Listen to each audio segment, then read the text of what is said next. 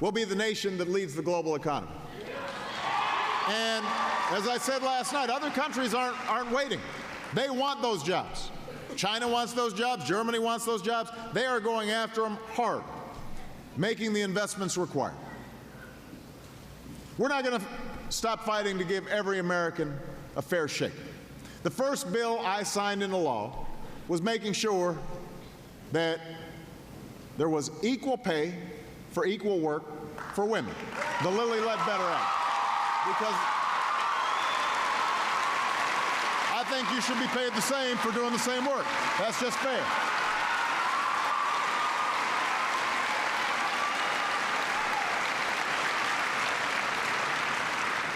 And by the way, men, you should have been standing up clapping for that because most families today are depending on 2 paychecks, not 1, to get by.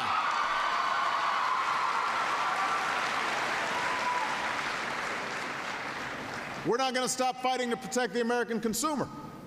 That's why I signed a credit card Bill of Rights into law to protect you from surprise charges and retroactive rate hikes and other unfair rules. That's why I'm fighting for a tough consumer financial protection agency to protect you against things like hidden fees that can make an ATM withdrawal cost $30.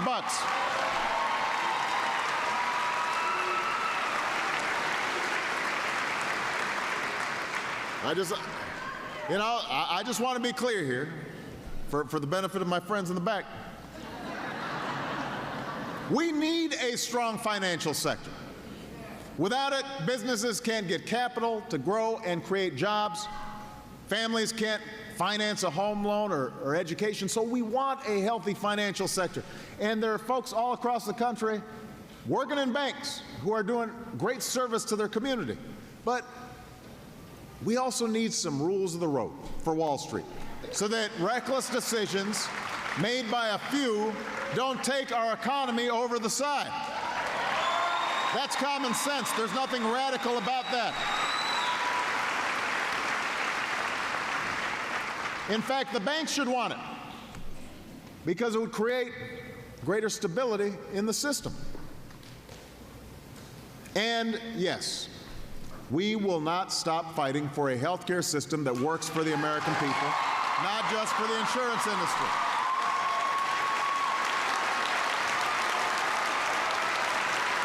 We won't stop.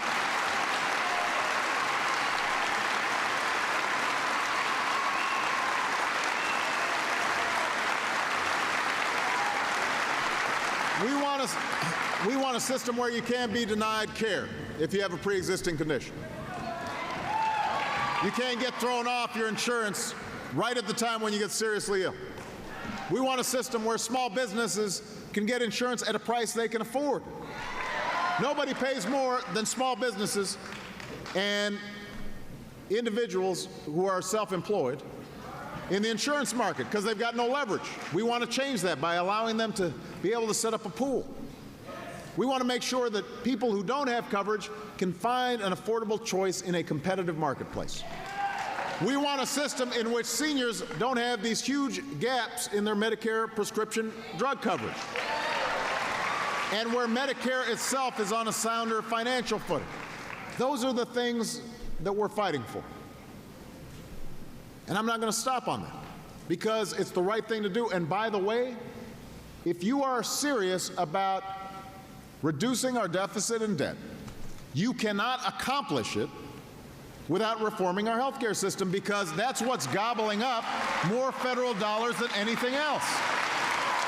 I don't understand folks who say they don't want to see government spending out of control and then are fighting reforms that the Congressional Budget Office says would cut $1 trillion off our deficit over the next 2 decades. Those aren't my numbers. Now, we're never going to stop fighting to cut waste and abuse in Washington. We do have to rein in deficits that have been accumulating for too long. Families across the country are tightening their belts and making tough decisions. It's time for the federal government to do the same. And that's why I proposed specific steps last night to bring the deficit down. And I'm grateful that the Senate just passed, as we were flying down here to Florida, a rule called pay-as-you-go, or pay-go. That was a big reason we had record surpluses in the 1990s instead of the record deficits that were handed to me when I walked into office. Look, it's a very simple concept, this pay-go. It basically just says, you got to pay as you go. It's sort of how you live. At least after you cut up those credit cards. It basically says, you want to start a new program? Start a new program. But you've got to end an old one that pays for it. If you want to cut taxes, great, cut taxes, but you got to figure out how to fill the revenue that results when you lose that tax revenue. So the idea is just honest accounting. That's what's needed. And let me say one more word about health care. I'm gnawing on this bone a little bit. I know that the longer the process worked through on a complicated issue like this, the uglier it looked. You know, and it doesn't help when you've got the insurance industry spending several $100 million advertising against it, but after a while, people didn't know what to think. And you start asking yourselves, what's in it for me? And as I said last night, I take my share of the blame for not explaining our approach more clearly, but this problem's not going to go away. The tough stories I read in letters at night, they're not stopping. I'm not going to walk away from these efforts. And I won't walk away from you. And I don't think Congress should walk away either. We are going to keep working to get this done, and I hope we can get some Republicans to join Democrats in understanding the urgency of the problem.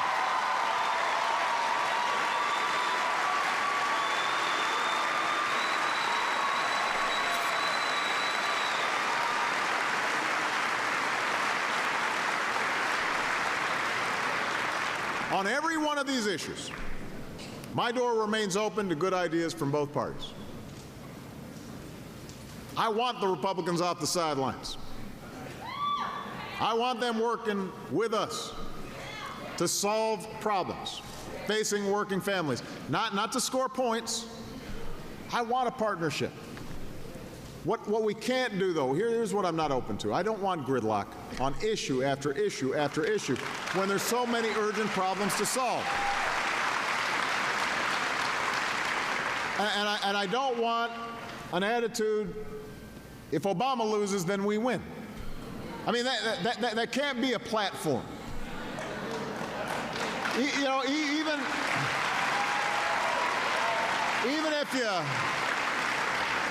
even if you disagree with me on some specific issues, all of us should be rooting for each other. All of us should be rooting for America moving forward and solving problems. So that, you know, you lose, I win mentality, that mindset may be good for short-term politics, but it's not a mindset that's equal to these times. It's not worthy of you. What you deserve is for all of us, Democrats and Republicans, to work through our differences, overcome our politics, do what is hard, do what is necessary to advance the American dream and keep it alive for our time and for all time. We have come through a tough year and a tough decade, but a new year is here and a new decade is stretching before us. Opportunities are there for the taking. Every business owner working on the innovation of tomorrow, every student reaching for a better future, everyone ready to roll up their sleeves and play their part in rebuilding America. Yes, we can. We don't back down. We don't quit. We are Americans. And today, here with all of you, I have never been more hopeful about our future than I am right now. I am confident that we can make this happen and move this country forward. Thank you very much, Tampa. I love you guys.